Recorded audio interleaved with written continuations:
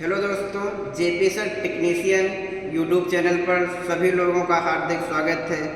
आज आप जो मोटर देख रहे हैं ये मोटर है सिंक्रोनस मोटर। मोटर एक्चुअल काम क्या करता है? मोटर इलेक्ट्रिकल एनर्जी को मैकेनिकल एनर्जी में चेंज करता है, यानी कि विद्युत ऊर्जा को यांत्रिक ऊर्जा में चेंज करता है। मोटर के बहुत सारे टाइप हैं, जिसमें आज हम पढ़ेंगे एसी सिंक्रोनस मोटर। ये आप देख रहे हैं सिंक्रोनस मोटर कंट्रोल पैनल, ये इसका पूरा कंट्रोल पैनल है।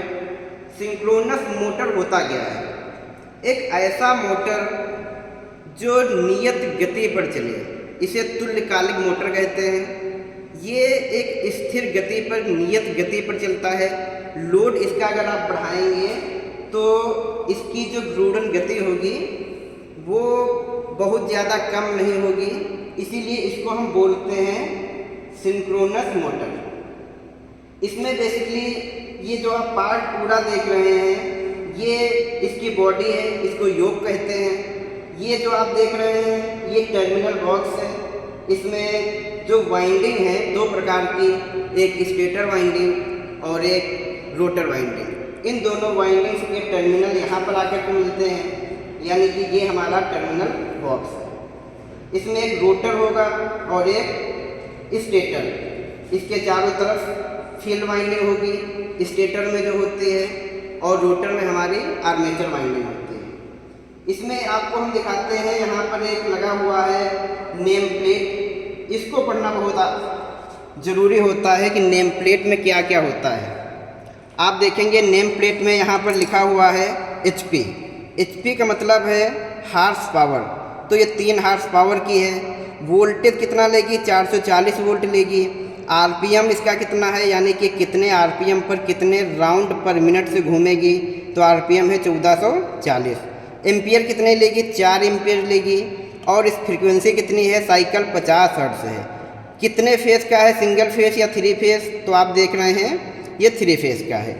नेम प्लेट, कोई भी मोटर हो आपको नेम प्लेट पढ़ना ज़रूरी होता है।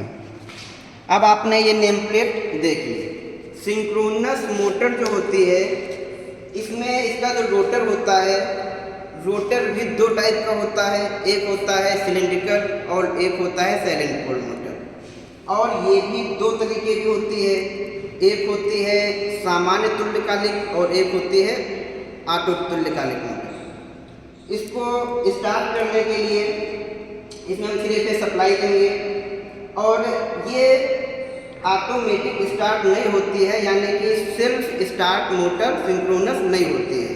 इसको स्टार्ट करने के लिए हमको अलग से एक्साइटेशन यानी कि उत्तेजना देना पड़ता है, चाहे उसको हम DC के माध्यम से दें या किसी जनरेटर के माध्यम से दें। तो इसमें हमको अलग से एक्साइटेशन के लिए इसके स्टेटर में हमको विद्युत देनी पड़ती है DC टाइप। मेन जो आप इस पर हम प्रैक्टिकल करेंगे तो इसकी घूर्णन दिशा को कैसे चेंज करेंगे, आज उसके बारे में आपको दिखाएंगे कि इसकी घूर्णन दिशा को कैसे चेंज की जाती है।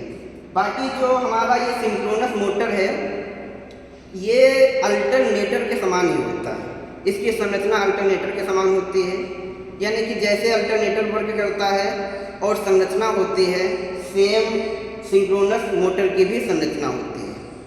तो आज देखेंगे कि इसकी घूर्णन दिशा को कैसे चेंज करते हैं। इसका उपयोग अगर बात की जाए कहाँ पर होता है, तो ऐसी जगहों पर इसका उपयोग होता है जहाँ हमको तुल्यकालिक यानी कि नियत गति की आवश्यकता होती है। जैसे कंप्रेसर हो गया, या आपने रोलिंग पेपर मिल देखी होंगी वहाँ पर होता है।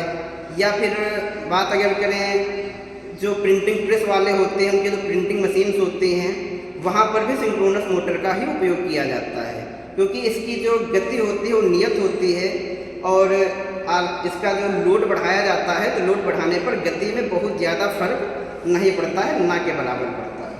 तो यहाँ से इसको हम सप्लाई जब ऑन करेंगे MCB को और इसको चलाएंगे तो इसको देखेंगे कि किधर की तरफ इसका रोटर घूम रहा है। फिर इसकी जो रोटर के घूमने की दिशा को चेंज करने की बात की जाएगी, तो हमेशा आपको याद रखना है कि ये 3 फेज मोटर में सप्लाई आप इधर देख रहे हैं, पास में आगे दिखा दीजिए। इसका कनेक्शन जो है दो तरीके से होता है, एक होता है स्टार कनेक्शन और एक होता है डेल्टा कनेक्शन। स्टार में न्यूट्रल निकलता है, डेल्टा में न्यूट्रल नहीं निकलता है। यहाँ पर इसमें न्यूट्रल निकला हुआ है, यानी कि स्टार में कनेक्टेड है। और ये RYB 3 फेस देख रहे हैं, रेड, येलो और ब्लू। इसके रोटर की घूर्णन दिशा को चेंज करने के लिए इसकी जो मेन सप्लाई होती है उसके किन्हीं भी दो टर्मिनल्स को हम आपस में जब चेंज कर देंगे तो इसकी घूर्णन दिशा चेंज हो जाएगी। ये क्वेश्चन आपका पूछा भी जाता है, वाइबा वाले जो वाइबा होता है हमारा, उसमें भी क्वेश्चन पूछा जाता है कि 3 फेस कोई भी मोटर हो उसकी घूर्णन दिशा कैसे चेंज की जाती है।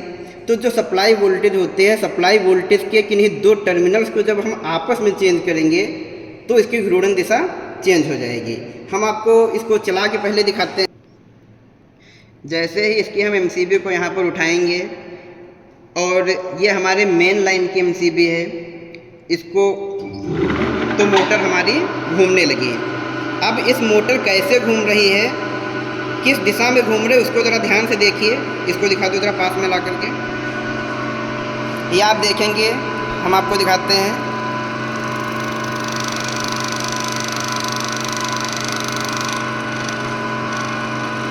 ये हमारा कुछ इस तरीके से रोटेट हो रहा है, आप देखिए ये हमारा ऐसे रोटेट हो रहा है।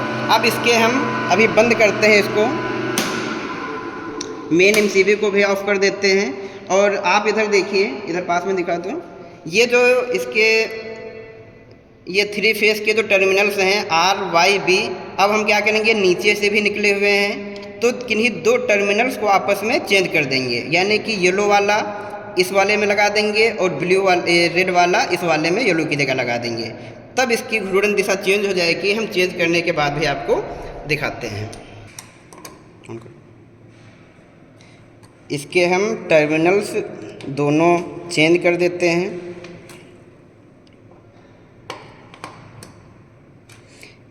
अब हम क्या करेंगे, येलो के सामने रेड लगा देंगे और रेड के सामने येलो लगा देंगे। अब जैसा कि आप देख रहे हैं कि यहाँ पर हमने सप्लाई वोल्टेज के दो टर्मिनल्स आपस में चेंज कर दिए हैं। येलो वाला जो है वो रेड के सामने लगा दिया है और जो रेड वाला है ये हमने येलो के सामने लगा दिया है। अब इसकी हम देखेंगे घूर्णन गति कैसे चल रही है। लाओ इधर पास।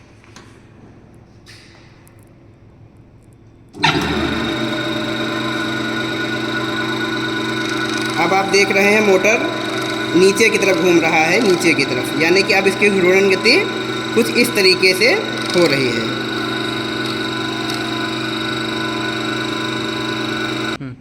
तो कुछ इस तरीके से सिंक्रोनस मोटर की घूर्णन दिशा को चेंज किया जाता है। ये वाइबा वाले भी पूछते हैं और एग्जाम में आपके क्वेश्चन भी आता है कि किसी भी मोटर के घूर्णन गति को कैसे चेंज किया जाता है। तो सप्लाई वोल्टेज के किन्हीं भी दो टर्मिनल्स को आपस में चेंज करके, आपस में बदल करके हम किसी भी मोटर की घूर्णन दिशा को चेंज कर सकते हैं। तो ये हमारा सिंक्रोनस मोटर के बारे में सारी चीज़ें हो गई हैं। ऐसे ही और सारी मोटर्स पर भी वीडियो आएंगी, तो ऐसे ही वीडियो देखने के लिए चैनल को सब्सक्राइब कर लें और वीडियो को लाइक करें।